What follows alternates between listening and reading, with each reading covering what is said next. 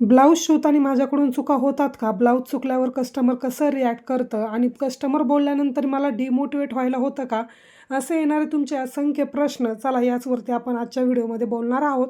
तर व्हिडिओ शेवटपर्यंत नक्की पहा आणि कसा वाटला ते मला कमेंटमध्ये नक्की कळवा. अकॉर्डिंग टू माय नॉलेज मला असं वाटतं की माणूस हा एक असा प्राणी आहे ज्याच्याकडे की चुका होण्याची जितकी क्षमता आहे ना, तितकी सुधारवण्याची सुद्धा क्षमता आहे. ज्यावेळेस आपण एखादी गोष्ट चुकतो त्यावेळेस आपण अनुभवातून ती बरोबर सुद्धा करू शकतो. सेम लॉ जो आहे ना तो आपण इकडे ॲप्लाय करूयात. आता मला काय सांगायचं ते मी सविस्तरपणे तुम्हाला सांगते. आता पहा, जे काही मी शिवणकाम करते ती अशी कला आहे की हात थोडासा सरकला किंवा टीप जर बाजूला गेली तर तिथेच माणूस चुकतो. आणि खूप वेळा माझ्याकडून सुद्धा होतं, असं नाही की माझ्याकडून चुका होत नाही, पण अनुभव असा आलेला असतो आपल्याला की ती झालेली चूक आपण कशी व्यवस्थित करू शकतो किंवा कशामुळे ही चूक झाली आहे. बऱ्याच वेळा आपल्याला असं जाणवतं की आपल्याकडून ब्लाऊज शिवताना चुकतोय किंवा ह्या ठिकाणी चुकलेला आहे. मग आता ते कसं करायचं किंवा तो व्यवस्थित कसा करायचा याचं सुद्धा नॉलेज येतं, पण त्याच्यासाठी आपल्याकडे अनुभव असणं खूप गरजेचं आहे.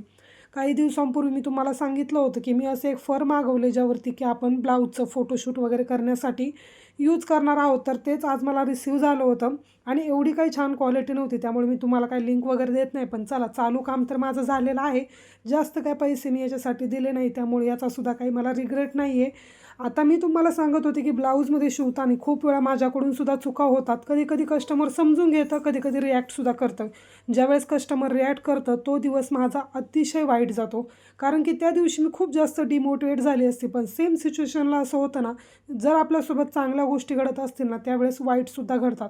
तसंच सेम पद्धतीने जर एखाद्या दिवशी मला कस्टमर म्हटलं की ह्या गोष्टीमध्ये तुमचं थोडीशी मिस्टेक झाली आहे, मला इथे ब्लाऊजचं काय व्यवस्थित वाटत नाही आहे. त्याच वेळेस सेम कंडिशनमध्ये दुसरं कस्टमर मला असं पण बोलून जातं की ताई, ब्लाऊज खूप छान बसला, खूप छान वाटलं, डिझाईन पण खूप छान केले, फिनिशिंग छान आले.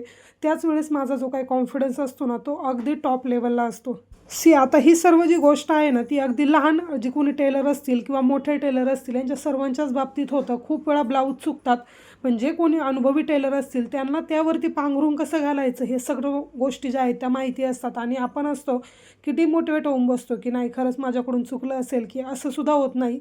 आता मनुष्य हा जो काही प्राणी आहे ना तो विभिन्न आहे, प्रत्येकाचा स्वभाव वेगवेगळा आहे. एखाद्या कस्टमरला आपलं काम जे आहे ते खूप छान वाटेल, एखाद्या कस्टमरला काहीतरी त्यामध्ये मिस्टेक जाणवेल किंवा एखाद्या कस्टमरला ह्या दोन्ही कंडिशन होऊ शकत नाही. त्यांना असं वाटेल ठीक आहे, मला जसं पाहिजे होतं तसं काम माझं झालेलं आहे. खूप सारे माझे असे कस्टमर आहेत ज्यांचे की ब्लाऊज शिवून खूप दिवस होतात किंवा मी त्यांना वेळेवरती काम देत नाही, तरीसुद्धा एके दिवशी जर त्यांनी मला फोन केला ना की ठीक आहे गं, राहू दे गं, आता हा सण आला ना तर माझं हे काम दे, असेल रामची घाई असेल, रामकडे लक्ष दे, असं होतं. म्हणजे बरेच कस्टमर आहेत जे समंजससुद्धा असतात. हा सुद्धा एक टाईप म्हणू शकतो आपण की जे आपल्याला समजून घेतात. कधी-कधी एखाद्याचं बोलणं इतकं स्मूथ वाटतं, एखाद्या जर आपल्या ब्लाऊजमध्ये काही प्रॉब्लेम झालेला असेल, कुठे टाईट झालेलं असेल, कुठे लूज झालेलं असेल, ठीक आहे मला एवढी एक टिप मारून देता का, म्हणजे किती सोज्वळवाने बोलणं वाटतं आणि आपल्यालाही छान वाटतं की नाही, कस्टमरने इतक्या प्रेमाने आपल्याला सांगितलंय तर आपण ती गोष्ट करून देऊयात. याच्यामध्ये काय असं वेगळं आपल्यालाही वाईट वाटत नाही आणि कस्टमरसुद्धा नाराज होत नाही. खूप असे माझे क्लायंट आहे, इतके छान स्वभाव त्यांचा, म्हणजे ते क्लायंट माझ्या समोर आलं ना मला असं वाटतं अरे वा, यांचा पण ब्लाऊज स्टिच करायचा की छान. म्हणजे त्यांचं काम त्यांना भलेही लेट पाहिजे असेल तरीसुद्धा मी लवकर करून देते. का तर आपल्या मनामध्ये त्या कस्टमरबद्दल एक कृतज्ञता व्यक्त झालेली असते. कारण की त्या कस्टमरने आपल्याला कधीही ब्लाऊजमध्ये हिचकीच केलेली नसते किंवा कधीही म्हणजे त्यांना असा प्रॉब्लेम वगैरे झालेला नसतो. थोडं काही फिटिंगमध्ये इश्यू वाटला की लगेचच मग थोडेसे टिप वगैरे मारून द्या, काम होऊन जाईल, असं त्यांचं बोलणं असतं. किंवा एखादा अवघड डिझाईन आला आणि आपण त्यांना म्हटलो की नाही, हे डिझाईन खूपच अवघड आहे, मला वेळ जाईल, तर दुसरं डिझाईन तुम्ही चूज करून सांगा मला. तर त्यांचं असं असतं की ठीक आहे, तुम्हाला जे परफेक्ट वाटतंय ना ते करून टाका. असे क्लायंट ज्यावेळेस माझ्या समोर येतात त्यांना मी हँडल पण त्याच पद्धतीने छान करते आणि त्यांचं कामसुद्धा वेळेवरती देते. थोडं काही प्रॉब्लेम झाले तर त्यांचे सुद्धा आपल्याला ऐकून घ्यावे लागतात, कारण की मग ते सुद्धा आपल्या तेवढ्या प्रेमाने समजून सांगतात. असे क्लायंट तुम्ही सुद्धा नक्कीच जपायला पाहिजे. आता याच्याच विरुद्ध बाजू असू शकते. कधी-कधी असं होतं की काही क्लायंट इतके बारकाईने ब्लाऊज पाहणारे असतात, थोडंफार इकडे-तिकडे काही जाणवलं किंवा ब्लाऊजमध्ये कुठे हातशिलाई वगैरे करायची राहिली तरीसुद्धा ते कंप्लेंट करायला येतात किंवा आपल्याला सांगतात की ते अशी तुम्ही गोष्ट केली नाही. त्यावेळेस आपण डिमोटिवेट व्हायचं नाही, आपला संपूर्ण दिवस वाया घालवायचा नाही. ही गोष्ट मी खूपदा केलेली आहे. ज्यावेळेस एखादं कस्टमर मला ब्लाऊजबद्दल काही कंप्लेंट घेऊन येतं आणि मला असं वाटतं की नाही, या ब्लाऊजमध्ये मी माझे 100% दिलेले आहेत, मला नाही वाटत या ब्लाऊजमध्ये काही प्रॉब्लेम असेल, त्यावेळेस मी इतकी डिमोटिवेट व्हायचे. त्या दिवशी मी अक्षरशः काहीच काम करायचे नाही. आणि आपल्याजवळ एक आपली टेलर छान मैत्रीण असायलाच पाहिजे. जशी माझ्याजवळ माझी बहीण आहे ती सुद्धा शिवणकाम करते. बऱ्याच वेळा आम्ही गोष्टी शेअर करतो, अगं असं असं क्लायंट आलं होतं, ते मला असं बोललं, असं झालं. मग ती सुद्धा तिचे काही अनुभव सांगणार, मी माझे अनुभव सांगणार आणि तिथेच आपलं मन मोकळं होऊन जातं. नाही, आपल्यालाच ही गोष्ट फेस करावी लागत नाही. अशा बऱ्याच आपल्यासारख्या मैत्रिणी आहेत, त्यांनासुद्धा फेस करावी लागतात. मग आपला तरी कॉन्फिडन्स कुठेतरी वाढवला जातो असं. म्हणजे जे काही तुम्ही काम करताय ना, त्या क्षेत्रामध्ये तुमची मित्रमैत्रिणी असेल, त्यांचा शोध घ्या, त्यांच्याशी बोला. मग आपलं मन जे आहे ते हलकं होतं. कारण की आपण ज्या गोष्टी फेस करतोय ना, त्याच गोष्टी त्यासुद्धा फेस करतायत असं होतं.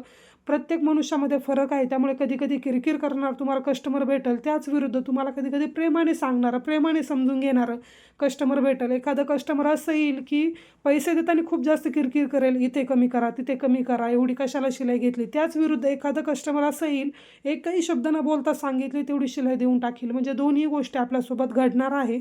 त्यामुळे अजिबात सुद्धा डिमोटिवेट होऊ नका. मला वाटत नाही एवढे जे काही सेंटेन्स आहेत याच्यासाठी परफेक्ट आहेत. असे मला खूप सारे अनुभव आले, जे की मी तुमच्याबरोबर येणाऱ्या काही व्हिडिओमध्ये शेअर करेल. त्या गोष्टी तुमच्यासोबतसुद्धा डेली शिवणकाममध्ये घडत असणार आहे. अगदी तुम्ही कितीही प्रोफेशनल टेलर असले तरीसुद्धा तुमच्यासोबत त्या गोष्टी घडणार आहेत आणि माझ्यासोबत घडतात आणि घडत राहील मला असं वाटतं. त्यामुळे ते अनुभव जे आहेत ते मी तुमच्याबरोबर नक्कीच शेअर करेल. आजच्या व्हिडिओमध्ये एक छोटासा अनुभव तुमच्याबरोबर शेअर करते. दिवाळीमध्ये मी ज्यावेळेस आजारी होते ना, त्यावेळेस मी एका कस्टमरचा ब्लाऊज शिवलेला होता आणि ते जसं की सांगितलं मी, त्यांच्या ब्लाऊजला मी बटन बसवलेले होते आणि जे काही काज करतो ना आपण, ते मी नेहमीच सुई धाग्याने करत असते, म्हणजे व्यवस्थित पॅक होईल, धागे वगैरे निघणार नाही. तर त्यावेळेस माझ्याकडून ते राहिलं आणि त्यानंतर आता 3-4 दिवस झाले असतील, तेव्हा ते ब्लाऊज माझ्याकडे घेऊन आलेत आणि त्यांचं असं म्हणणं आहे, की याचे धागे खूप निघलेत, आता इथे मला व्यवस्थित काज करून द्या. म्हणजे त्या गोष्टीला 3 महिने झालेत. त्यांचं असं म्हणणं आहे, की ब्लाऊज फाटेपर्यंत आपण त्या ब्लाऊजची काळजी घेतली पाहिजे, कारण की आपल्याकडे त्यांनी शिवलेलं आहे आणि त्यांनी ते एका ब्लाऊजसाठी ₹350 मला दिलेले आहेत. तर त्यांचं म्हणणं आहे, हे काज पण तुम्हीच मला करून दिले पाहिजे. साडी असेल ₹700-800ची. आता त्या साडीला जर काही झालं तर तुम्ही त्या दुकानदाराकडे जाणार का लगेच, की ह्या साडीला असा असा प्रॉब्लेम झाला आहे, तर तुम्ही मला आता बदलून द्या, माझी वापरून झाली 1दा-2दा. पण ब्लाऊज जिथून शिवला आहे, अगदी तुम्ही 200 द्या, 300 द्या, 700 द्या, 800 द्या. तुम्हाला असं वाटतं, की जोपर्यंत माझा ब्लाऊज फाटत नाही ना, तोपर्यंत मी त्या टेलरचं डोकं खाणार. असे सुद्धा क्लायंट मला भेटतात. आय डोंट नो की ते माझा व्हिडिओ हा पाहतायत की नाही, पण मला जे काही अनुभव येतात ना, ते मी बिनधास्तपणे शेअर करते. आज नाही, सुरुवातीपासूनच करत आली आहे आणि इथून पुढे सुद्धा करत राहणार. जेवढे कोणी माझे सबस्क्रायबर आहेत ना, ते बऱ्यापैकी माझे क्लायंटसुद्धा आहेत. त्यामुळे मी जे काही अनुभव येईल ना, ते तुमच्याबरोबर शेअर करेल. माहीत नाही आता ही गोष्ट किती बरोबर आहे, किती चुकीची आहे, पण हे सर्व तुमच्याबरोबर शेअर करून माझं मन कुठेतरी हलकं होतं. त्यामुळे ह्या सर्व गोष्टी मला शेअर करायला तुमच्याबरोबर काहीसुद्धा वाटत नाही आणि असे अनुभव मी जर शेअर केले तर माझ्यासारखा अजून दुसरा टेलर असेल त्यांनासुद्धा मोटिवेशन भेटेल, की ह्या ताईंना असा अनुभव आला आहे, मलासुद्धा येतो आणि ते सुद्धा बऱ्यापैकी रिलेट करतील. बाकी खूप सारे अनुभव आहे आणि अनगिनत आहे. माझ्या जेव्हापासून म्हणजे शिवणकाम मी करते 10 वर्ष झाले, त्याच्यामध्ये गॅप पण बराच पडला आहे. पण जे काही अनुभव आलेत ना, ते लाख मोलाचे आहेत.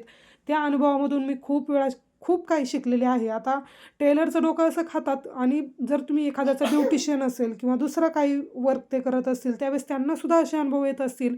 म्हणजे कोणताच बिझनेस करणं सोपं नाही. खूप अडीअडचणी येतील, लोकं नावं ठेवतील, तुमच्या कामाची प्रशंसा करणार नाही, त्याच्यामध्ये चुका शोधतील. अगदी त्या बारीक चुका असतील तरीसुद्धा तुम्हाला सतत त्या सांगत राहतील कॉल मेसेजद्वारे. त्यामुळे अजिबात खचून जायचं नाही. तुमचं काम तुम्ही जोमाने करा. तुम्हाला कसलाही प्रॉब्लेम येणार नाही. खूप सारं मोटिवेशन घ्या सकाळच्या वेळेस आणि त्यानंतर कामाला सुरुवात करा. अगदी दिवस छान घालवा. मॅनिफेस्टेशन करा, की खरंच मी हे काम केल्यानंतर मला यामध्ये किती समाधान मिळते आणि माझं काम छानच आहे असं म्हणायचं आणि आपला छान असा दिवस घालवायचा. बाकी आजचा व्हिडिओ तुम्हाला कसा वाटला ते मला नक्की कमेंट करून सांगा. भेटूयात आपण नेक्स्ट व्हिडिओमध्ये. तोपर्यंत सर्वांनी काळजी घ्या. बाय.